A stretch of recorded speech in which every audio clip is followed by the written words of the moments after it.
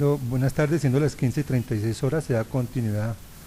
a la audiencia correspondiente al número interno 233412, la cual fue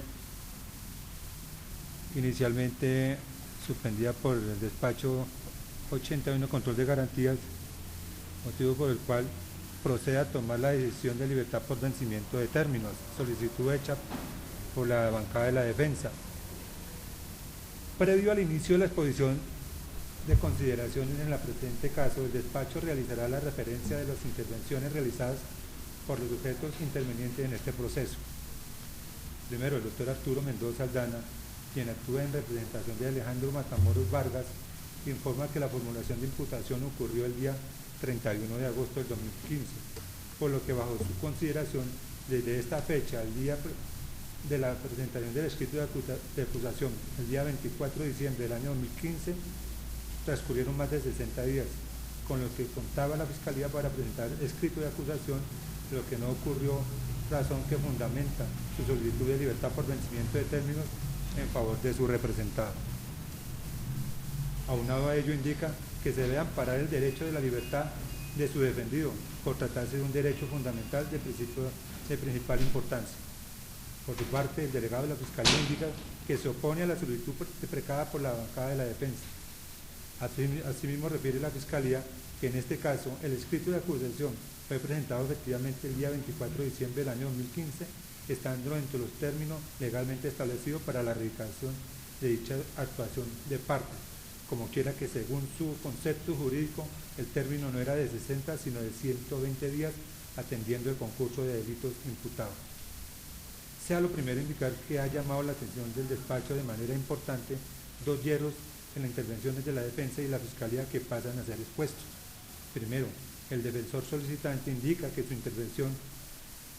su intervención que la decisión que debe adoptarse este despacho debe circunscribirse a dos decisiones tomadas por homólogos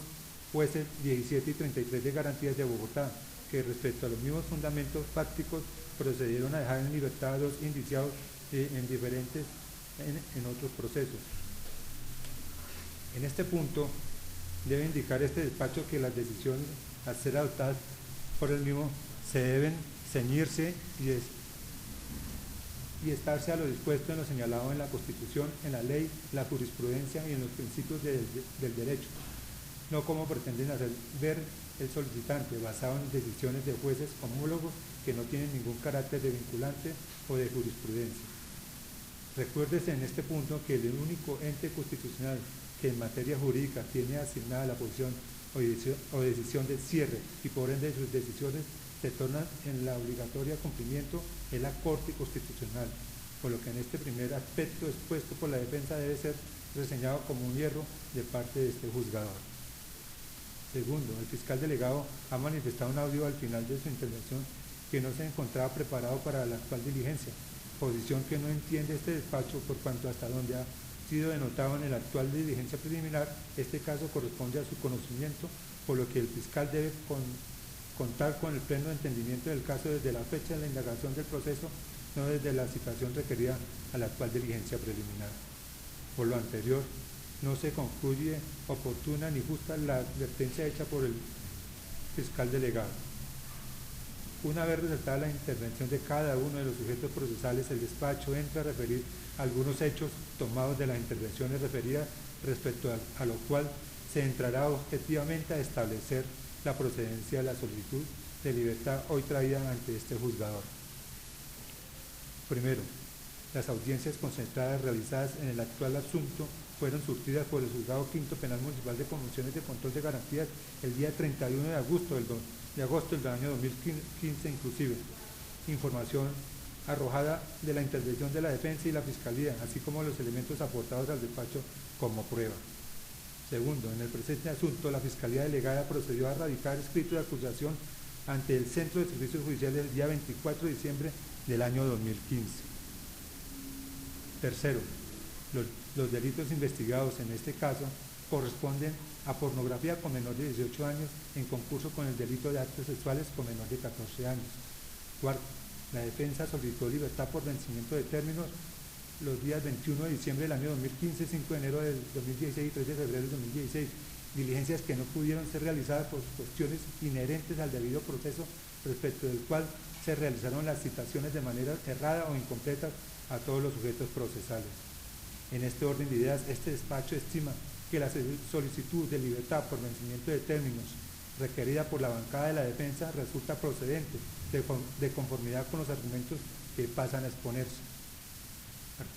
Primero, el artículo 317, numeral 4 del Código de Procedimiento Penal señala,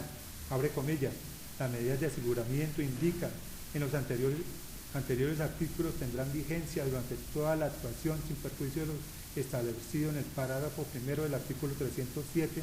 del presente Código sobre las medidas de aseguramiento privativas de la libertad. La libertad del imputado o acusado se cumplirá de inmediato y solo procederá en los siguientes eventos. Numeral 4. Cuando transcurridos 60 días contados a partir de la fecha de imputación no se hubiere presentado el escrito de acusación o solicitado la preclusión conforme a lo expuesto en el artículo 294, cierra comillas. Al respecto debe indicar este despacho judicial que la solicitud elevada por la defensa resulta a consideración de este juzgado plenamente procedente, atendiendo que entre el día posterior a la audiencia de formulación de imputación, es decir, el 1 de septiembre del año 2015, al día en que se presentó el escrito de acusación, el 24 de diciembre del 2015, transcurrieron un total de 115 días. En este punto indica este juzgador que se aparta completamente de lo manifestado por el delegado fiscal en torno a que por tratarse de un concurso de delitos, los imputados al proceso deben publicarse los términos establecidos para la radicación del escrito de acusación, que bajo su consideración debieron ser 120 días. Información que en criterio de este despacho resulta errada, pues véase como en el presente caso la norma que regula los términos para aplicar o realizar las actuaciones en sedes de acusación en el artículo 317 del Código de Procedimiento Penal, en el cual en su parágrafo primero señala claramente que, abre comillas, los términos dispuestos en los numerales 4, 5 y 6 del presente artículo se incrementan por el mismo término inicial cuando el proceso se surta ante la justicia penal especializada, o sean 3 o más los imputados o acusados, o se trata de investigación o juicios de actos de corrupción que trata la Ley 1474 del año 2011, cierra comillas. En este punto es fundamental para la presente decisión reseñar que ninguno de los supuestos prácticos establecidos en la citada norma de carácter particular se cumplen en este caso, atendiendo que no se trata de un delito de competencia de la justicia penal especializada, no hay 3 o más imputados y no se trata de delitos denunciados en la Ley 1474 del año 2011. En este orden de ideas, la Fiscalía debió atarse a los términos legalmente establecidos y haber radicado el escrito de acusación a más tardar hasta el día 30 de octubre del año 2015. Así las cosas, en criterio de este juzgado, al no haberse actuado en debida forma de conformidad con la norma procesal señalada, la consecuencia justa y aplicable en el presente caso es conceder la libertad en favor del ciudadano Alejandro Matamoros, en virtud de lo cual este despacho procede a emitir las comunicaciones pertinentes a las autoridades competentes. Una vez señalado el sentido de la decisión dispuesta por este despacho y las consecuencias jurídicas a ser aplicadas, debe señalar este juez que se aparta respetuosamente el criterio jurídico establecido por la Corte Suprema de Justicia mediante sentencia 37668 de la autora María del Rosario González Muñoz, en la que hace un estudio del artículo 199 de la Ley 1098 de Infancia y Adolescencia, atendiendo el pronunciamiento señalado por la Corte Suprema de Justicia, Sala de Casación Penal, mediante el radicado 38021, magistrado ponente el doctor Luis Guillermo Salazar Otero, en la que se concede una libertad por vencimiento de término en delitos sexuales contra menor de edad, siendo este un último pronunciamiento firmado por la misma ponente inicialmente indicada. De allí que en criterio de este despacho la prohibición a la concesión de beneficio en favor de procesados por delitos sexuales con menores de edad no resulta clara al no haberse dispuesto una posición definitiva y de cierre de parte del máximo ente constitucional en nuestro país, por lo que en aplicación del criterio de favorabilidad se aparta de este despacho, como ya se indicó, de la decisión reseñada. Bajo las anteriores consideraciones se concede la petición impetrada por la bancada de la defensa notificando en Estraba a los sujetos procesales para que si los tienen a bien procedan a interponer los recursos que consideren pertinentes. Concedo el uso de la palabra al delegado de la bancada. Conforme con su decisión, señor juez. La Fiscalía apela, señoría. El derecho de la víctima tiene algo que preguntar. Sí, su señoría, con la argumentación de la Fiscalía, la defensa quisiera hacer igualmente intervención. Gracias, doctor. Concedió el uso de la palabra al delegado de la Fiscalía para recurso de apelación, insistió en concepto evolutivo. Sí, señoría, muchas gracias. A los señores magistrados, perdón, al señor juez penal del circuito. Doctor, me disculpa un momentico que de pronto por el asesoramiento que tenga el asesor de las víctimas, quiero preguntarle que si va a apelar o no va a apelar la decisión. Sí, su señoría. Correcto. Gracias, doctor. Al señor juez penal del circuito, a quien le corresponda decidir este recurso, muy respetuosamente le solicito revocar en su integridad la decisión adoptada por el señor juez penal municipal 81 con función de control de garantías con fundamento en lo siguiente. Manifiesta el señor juez que en este caso se dan los presupuestos para conceder la libertad provisional con fundamento en lo dispuesto en el artículo 317, numeral cuarto, el cual fuera modificado por la ley 1760 de 2015. Efectivamente, esa norma dispone que cuando hubieran transcurrido 60 días contados a partir de la fecha de imputación, no se hubiese presentado el escrito de acusación o solicitado la preclusión conforme a lo dispuesto en el artículo 294. Al momento de hacer mi intervención y oponerme a lo solicitado por la defensa, manifesté que es que este término que trae el artículo 314 no debe aplicarse de manera tan objetiva como pudiera pensarse. ¿Por qué? Porque la misma norma dispone que ese término se cuenta conforme a lo dispuesto en el artículo 294. El artículo 294 comienza diciendo: vencido el término previsto en el artículo 175, el fiscal deberá solicitar la preclusión o formular acusación ante juez de conocimiento. En este evento, el superior designará un nuevo fiscal, quien deberá adoptar la decisión que corresponda en el término de 60 días contados a partir del momento en que se le asigne el caso. Pues bien, señor juez, al momento de mi intervención, y tal y como el artículo 294 remite al 175, que es de donde debemos partir para saber cuál es el término que tiene la Fiscalía para realizar la actividad que hoy se ha considerado, se desbordó en su límite.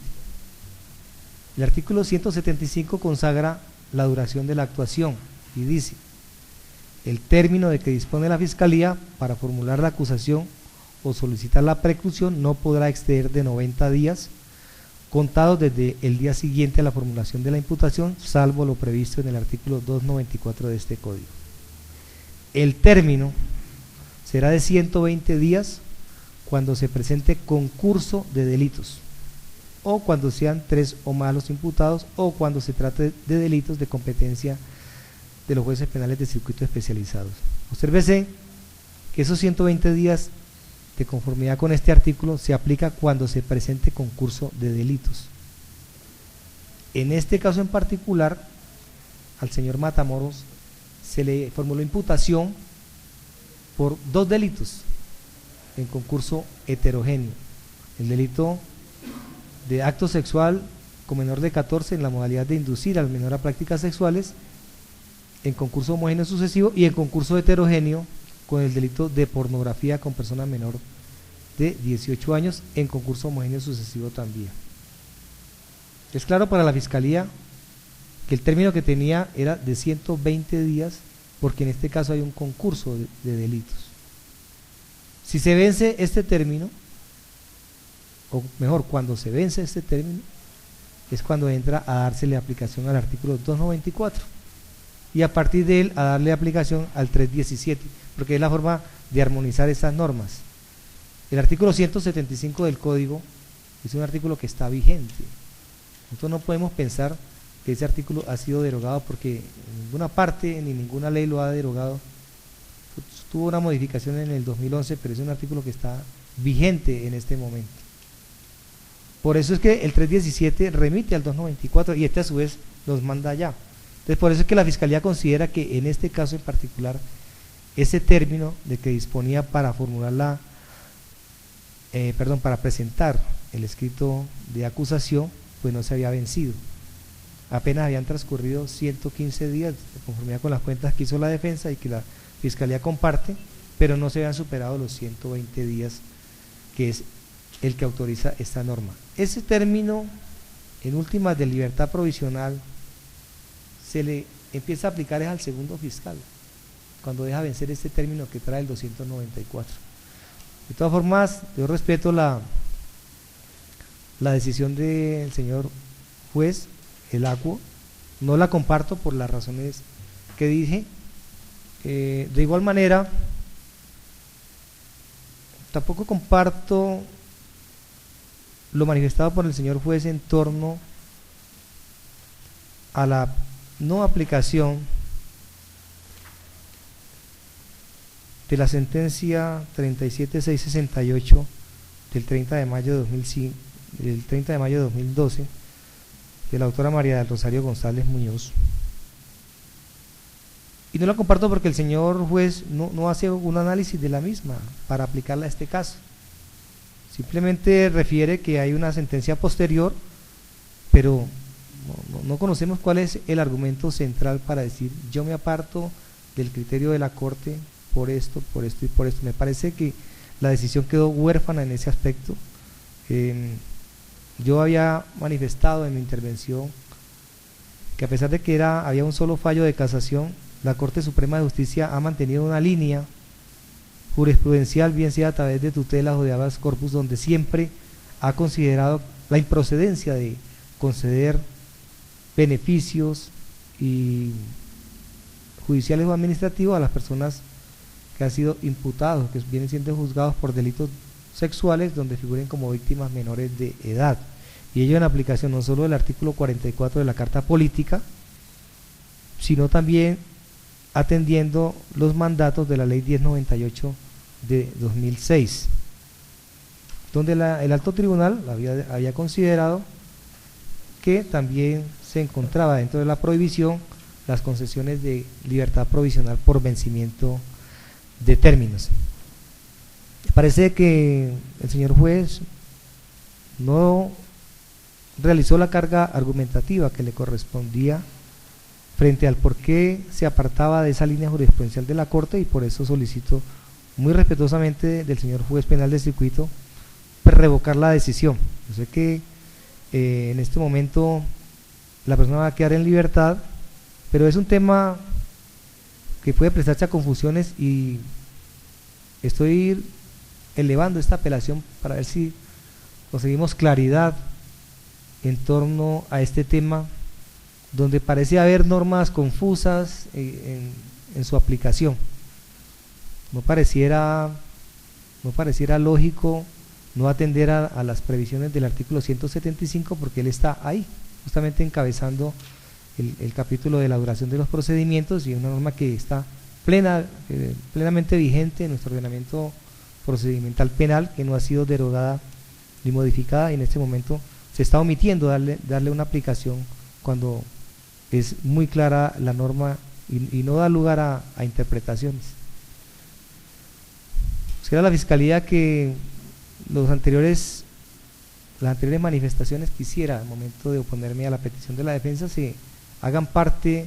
de esta alegación de apelación para lo pertinente. Muchas gracias.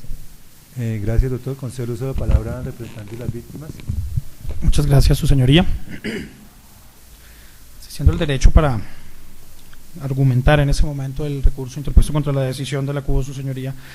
les solicito al juez penal de conocimiento, penal de circuito de conocimiento de la CUEM, que revoque la decisión tomada por su despacho. La argumentación coadyuvo la solicitud que ha presentado la Fiscalía, y además, sumado a, y teniendo en cuenta la intervención que tuve y que no fue considerada en las razones que toma el juez en una orfandad argumentativa para tomar esta decisión, el juez de control de garantías, quisiera traer a colación el artículo 27 del Código de Procedimiento Penal, su señoría, de los moduladores de la actividad procesal. Una norma que puede estar un poco tenida como letra muerta, pero que al tenor de la norma, dice: en el desarrollo de la investigación y en el proceso penal, los servidores públicos se ceñirán a criterios de necesidad, ponderación, y el tercero, muy importante, legalidad, y corrección en el comportamiento para evitar excesos contrarios a la función pública, especialmente la justicia. Traigo a colación esta nota, su señoría, porque como lo manifestó el representante de víctimas, con respecto de las causales de libertad, no en vano viene cada una consecuencial de la siguiente, y por eso en la primera se habla no solo por el argumento de la Fiscalía y del artículo 294 y las normas que remite por el mismo de la duración de los términos, que deben ser sometidas al criterio de estudio para determinar si entra o no dentro de la causal objetiva de únicamente los 60 días, sino con el amplificador del parágrafo primero. Igualmente, con este control de legalidad, a medida que va avanzando el procedimiento penal, se debe ir teniendo en cuenta los derechos que asisten a las personas que lo solicitan. Y recuerda el representante de víctimas que manifestó en el audio que una vez se citó a esta audiencia ya había sido presentado el escrito de acusación. Me refiero a esta audiencia y no a las que toma como base la decisión presentada el 21 de diciembre y el 5 de enero.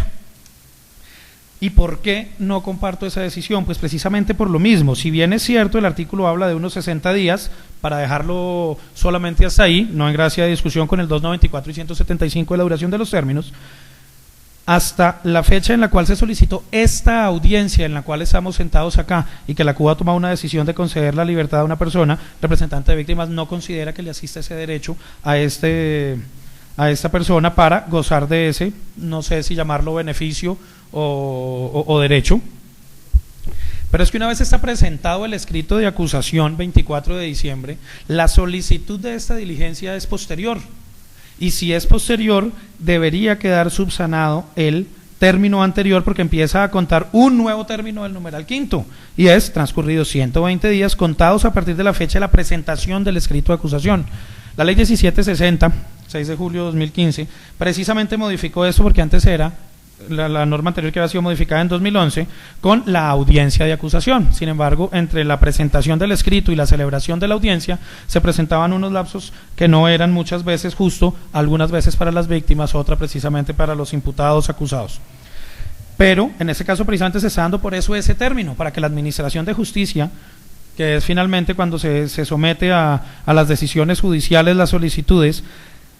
en una justicia rogada tiene que estar la solicitud cuando se estén dando precisamente esos presupuestos. Y si esta audiencia fue solicitada con posterioridad al 24 de diciembre, fecha en la cual dentro de un término considera igualmente el representante de víctimas vigente para presentar ese escrito sin que se concediera el derecho, pasaríamos eventualmente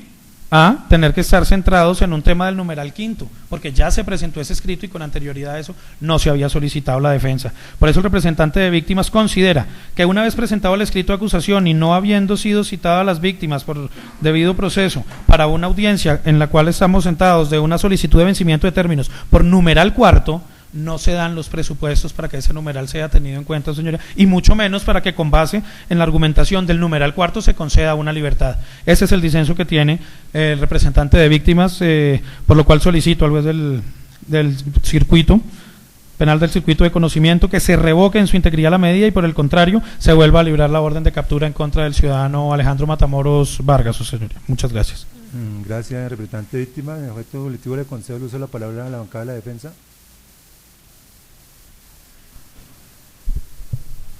Señor juez, a pesar de manifestar mi conformidad con la integridad de su decisión,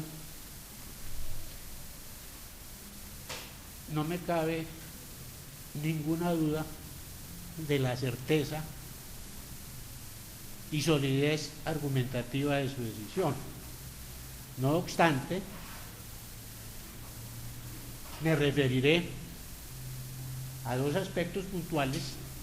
argumentados por el señor fiscal y el togado que ejerce la representación de dos de las víctimas. Una de ellas hace referencia a la interpretación del señor fiscal respecto del artículo 317, numeral cuarto, según la cual se impone una remisión de esa norma inicialmente al artículo 294, que precisa que si transcurridos 60 días no se ha presentado el escrito de acusación, que si no se presenta el escrito de acusación dentro de los términos establecidos en el artículo 175,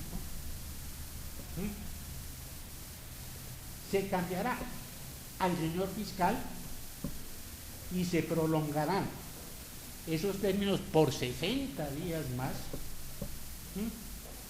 Esto es,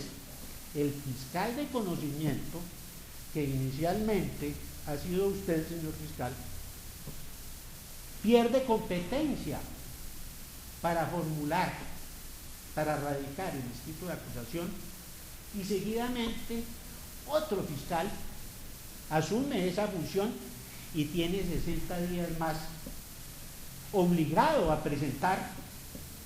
a unos términos adicionales, pero son términos adicionales que tienen que ver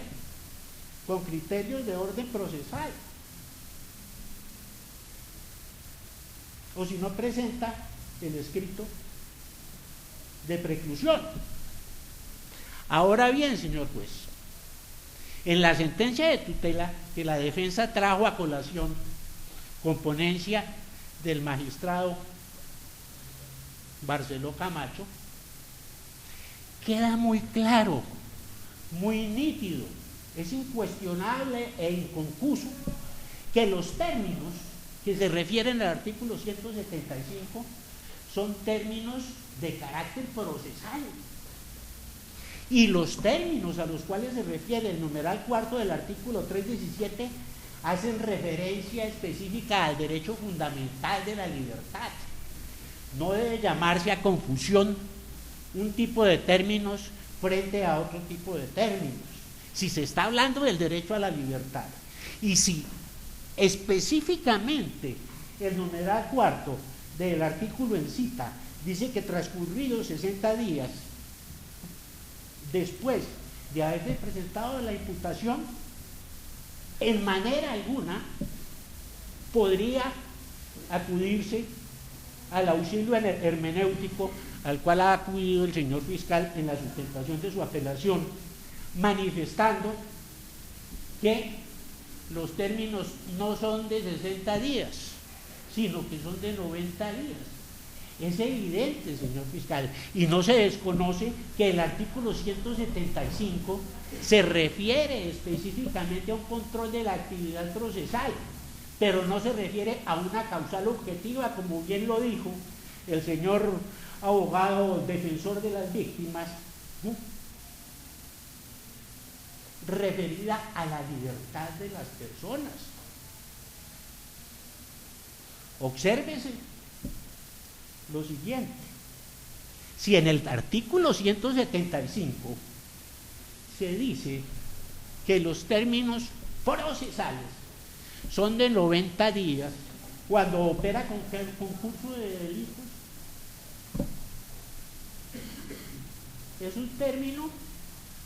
que se refiere a unos términos procesales, pero no se refiere a los términos específicos que aparecen en el artículo 317, su numeral cuarto, modificado por la ley 1760 del 6 de julio de 2015. Obsérvese además que el parágrafo primero de ese artículo 317 como bien lo reseñó el juez Acubo, en este caso de control de garantías, opera taxativamente para 3 situaciones específicas. Una, cuando los delitos son de competencia de la justicia especializada. Y es claro, y es ostensible que los delitos que le imputaron la Fiscalía a Alejandro Matamoros Vargas no son de competencia de la justicia especializada. Segundo, cuando se trate de 3 o más los imputados, es claro que en este proceso uno solo es el imputado. Y tercero, ese término se incrementa y se duplica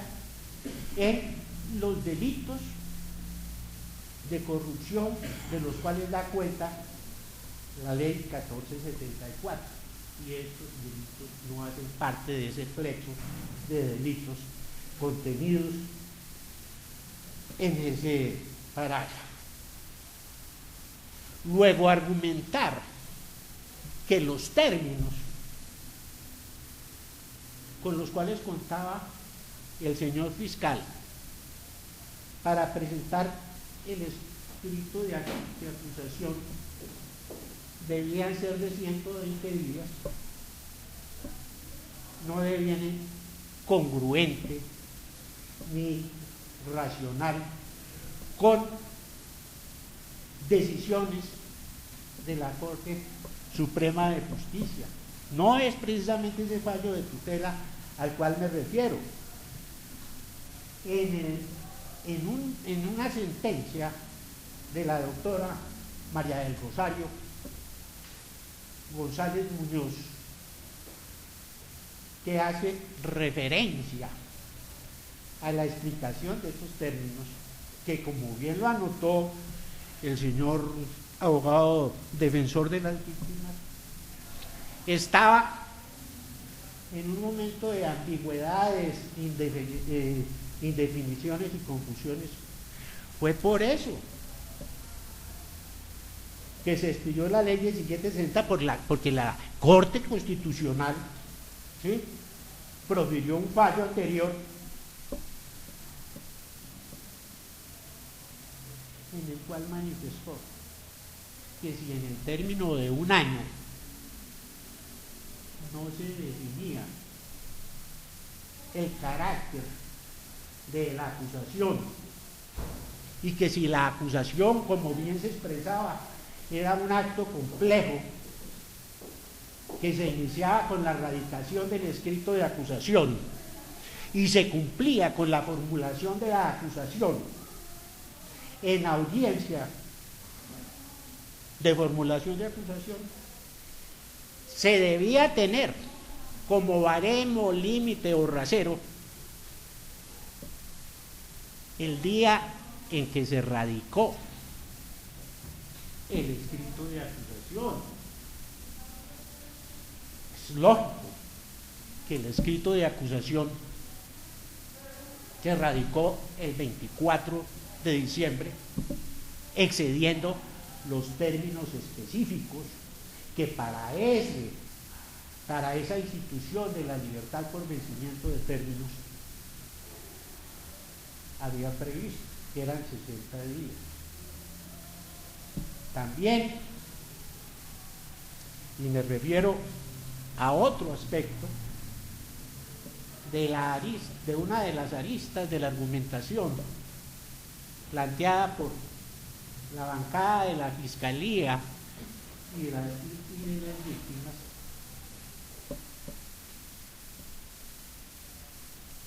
que tiene que ver con una falacia. Y ya paso a explicar por qué. Señor juez,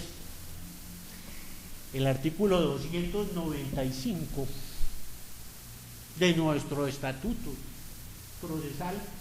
habla del principio de afirmación de la libertad, que se enlaza con el artículo 29 de la Constitución Nacional en cita en la intervención.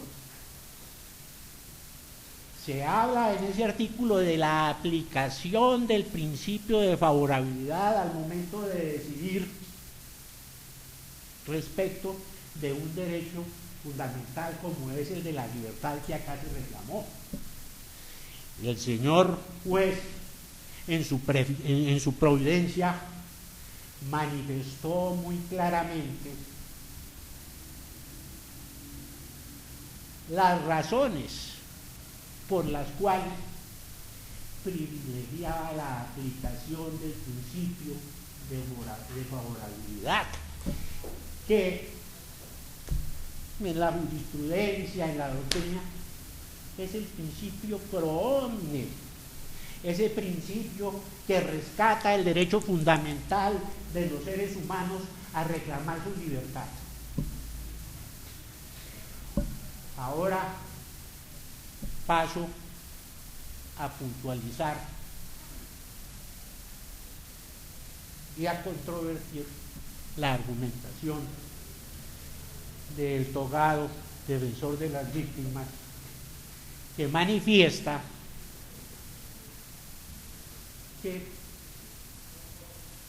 el hecho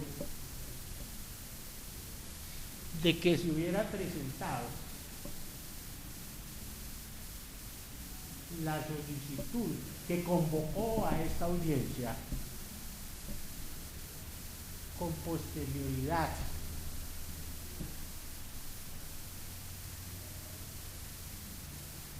a la radicación del escrito de acusación inhabilitaba a la defensa para solicitar la libertad por vencimiento de término. No es cierto.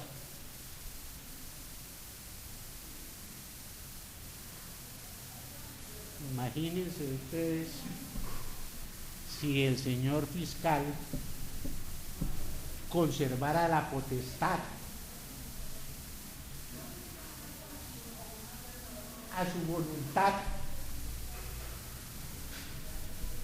de presentar el escrito de acusación con posterioridad al vencimiento de términos,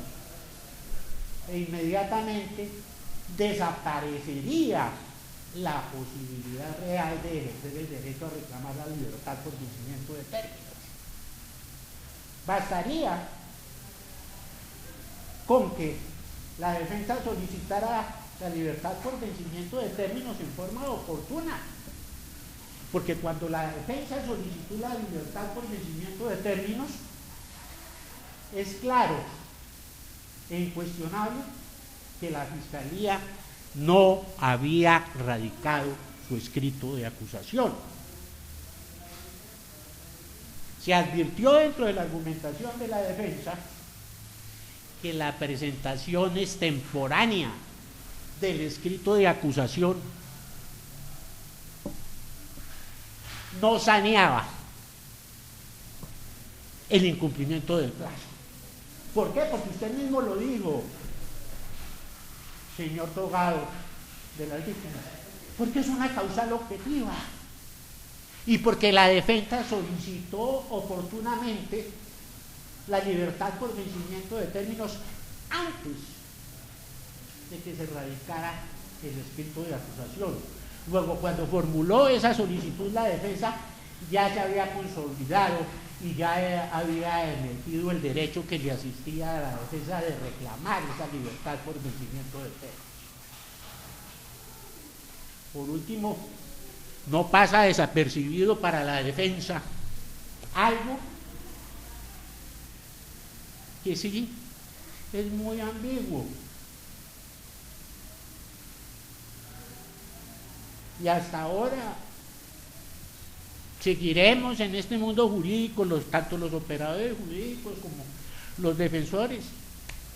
que trajinamos en estas actividades, una ambigüedad. La pregunta aún no resuelta tiene que ver con que si es facultad de la Fiscalía mantener en reserva el domicilio de citación de las víctimas con perjuicio para el ejercicio de la defensa técnica de los acusados. Es innegable, y en eso le cabe toda la razón al señor fiscal, de mantener una reserva de esos domicilios. Pero si se observa el escrito de acusación en el espacio de víctimas que aparece en blanco,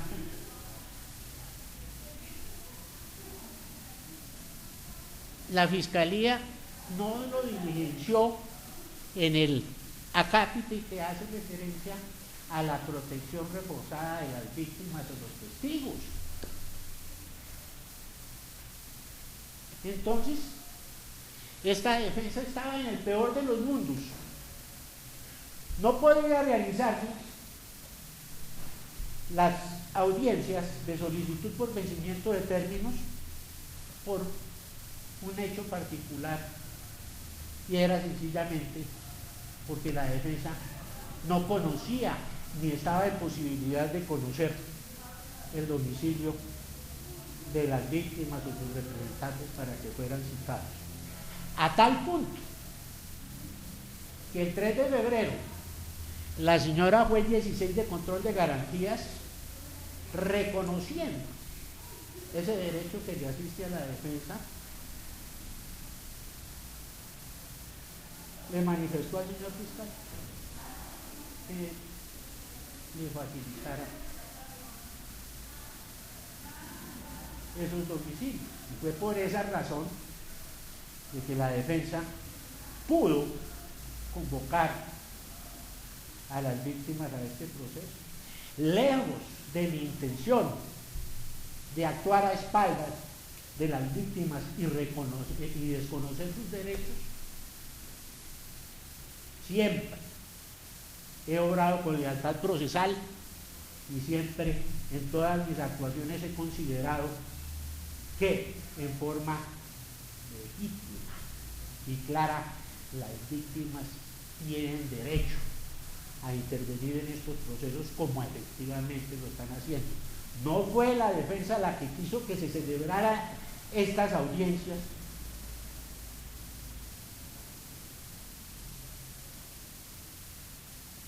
sin el conocimiento e intervención de las víctimas. Por el contrario,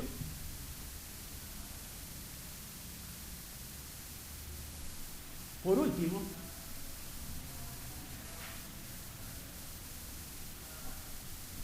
hago referencia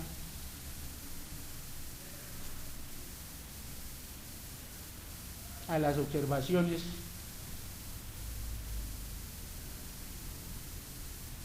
hechas por el señor fiscal, reiteradas en su intervención y vueltas a reiterar en su apelación respecto de la jurisprudencia.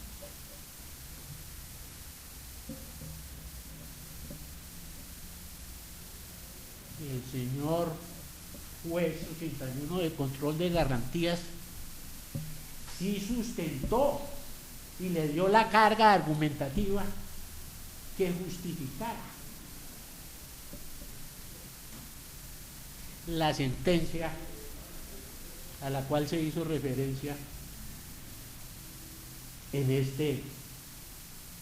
audiencia pública. Miremos a ver las controversias. Manifiesta el señor fiscal en el fallo de la doctora María del Rosario González Muñoz. Además de ese fallo, habían otros fallos, pero el señor fiscal se refiere a otros fallos precedentes, anteriores a ese fallo de mayo. Para el efecto, también hay un fallo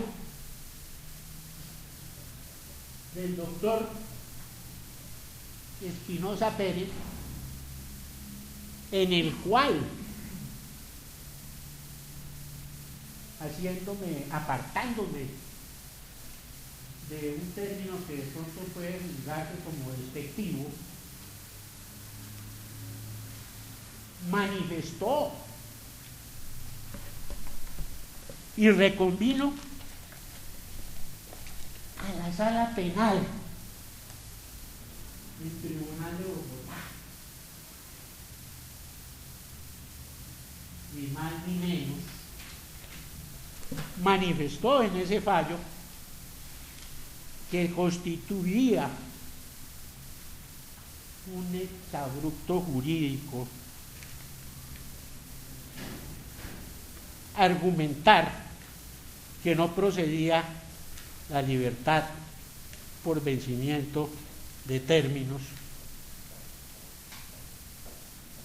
como lo había hecho el tribunal. Al respecto, señor juez, me referiré en concreto al fallo al cual hago alusión. El doctor Sigifredo Espinosa Pérez, dentro del radicado número 37877 del 18 de noviembre del 2011, después de hacer un análisis de la historia y modificaciones del artículo 317, numeral quinto, para entender el habeas corpus sobre delitos tan delicados como la trata sexual de menores, y revisando finalmente el tema de favorabilidad de normas de procedimiento, termina con esta frase lapidaria, abro comillas: eso sí, estima necesario esta oficina hacer claridad que la interpretación dada al pronunciamiento anterior de la Corte, entre paréntesis, en el cual se precisa la inexistencia de beneficios procesales para quienes ejecutan delitos contra menores de edad, de acuerdo con lo regulado en la Ley 1098 de 2006, cierro paréntesis, no corresponde al texto, finalidades y espíritu de lo precisado por la Sala, pues resulta un exabrupto señalar, como se hace en el habeas corpus que sirvió de sustento al tribunal para negar, a título de argumento subsidiario, la libertad del procesado, que en los casos de menores víctimas deben desconocerse derechos fundamentales del acusado, como el de excarcelación cuando se vence el término. Con esto, señor fiscal, señor juez, y apartándome de los argumentos expresados por mis colegas, culmino mi intervención para pronunciarme respecto a los argumentos expresados en las apelaciones presentadas por el señor fiscal y el togado defensor de las víctimas. Escuchada cada una de las partes, se procede a dar traslado de los audios de la apelación en objeto devolutivo ante el juez de circuito de turno. El frente de audiencia da por finalizada. Muchas gracias.